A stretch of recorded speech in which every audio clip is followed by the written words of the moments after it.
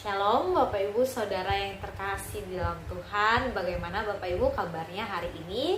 Kiranya kita semua ada di dalam keadaan yang baik dan juga sehat, di mana tiap aktivitas kita senantiasa disertai oleh Tuhan, dan juga kasih Tuhan senantiasa dirasakan oleh keluarga kita.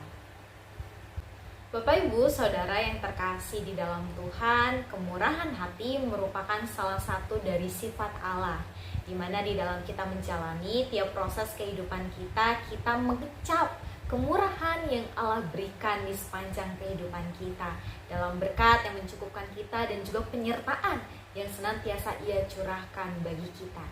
Allah kita merupakan Allah yang sangat murah hati.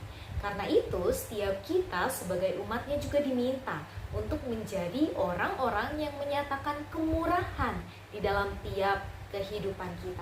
Karena itu, kemurahan termasuk di dalam buah-buah roh yang harusnya dinyatakan oleh orang beriman. Lukas 6 ayat yang ke-36 berbunyi demikian.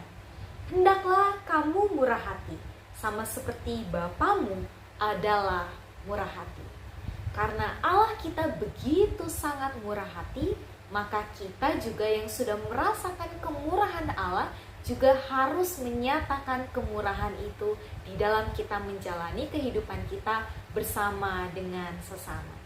Akan tetapi Bapak Ibu Saudara yang terkasih, kemurahan hati ketika kita ada di dalam kecukupan dan juga kelimpahan mungkin menjadi suatu hal yang tidak sulit untuk kita lakukan.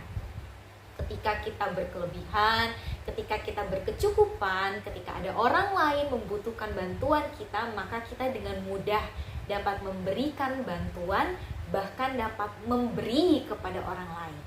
Akan tetapi, dapatkah setiap kita tetap menyatakan kemurahan hati di dalam tiap keterbatasan yang kita miliki?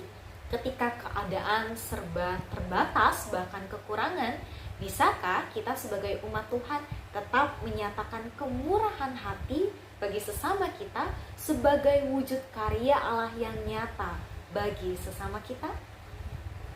Karya dan juga mukjizat Tuhan seringkali dinyatakan melalui orang-orang di sekitar Tuhan yang menyatakan kemurahan hati.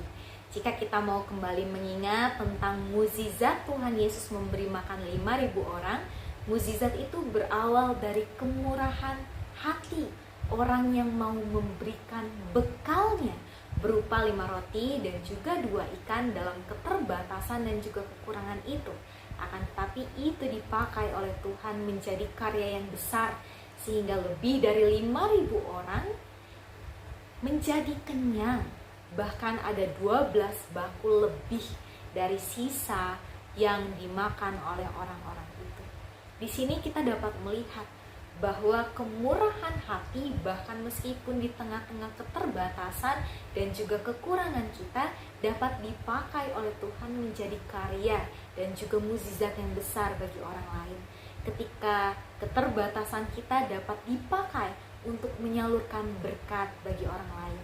Kiranya ini jadi mengingatkan kita sebagai umat Tuhan bahwa di dalam tiap keterbatasan dan juga kekurangan kita, hendaklah kita menjadi orang-orang yang menyatakan kemurahan hati, yang rela untuk memberi, yang rela untuk membantu sesama sekecil apapun yang bisa kita lakukan. Karena apapun yang kita berikan bagi orang lain, meskipun kecil, dapat dipakai oleh Tuhan menjadi karya dan juga mukjizat yang besar bagi orang yang menerimanya. Karena karya Tuhan bermula ketika kita menyatakan kasih dan juga kemurahan hati bagi orang lain. Kiranya kita semua dapat dipakai menjadi perpanjangan tangan Tuhan, menyatakan karyanya bagi sesama kita. Hendaklah kita semua murah hati, karena Tuhan telah menyatakan terlebih dahulu kemurahannya bagi kita. Tuhan menyertai kita semua, Tuhan memberkati kita semua. Amin.